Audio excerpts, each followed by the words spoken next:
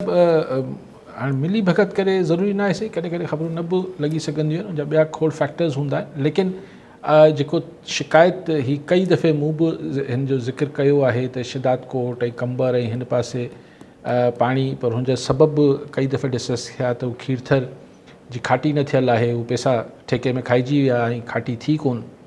पर तव्हांजे आवाज़ में आवाज़ शिदात कोट ऐं कंबर वारनि सां, तव्हां सांघड़ वारनि सां बि तव्हांजो आवाज़ मिले थो, उतां बि इहा ई दाहूं अचनि थियूं।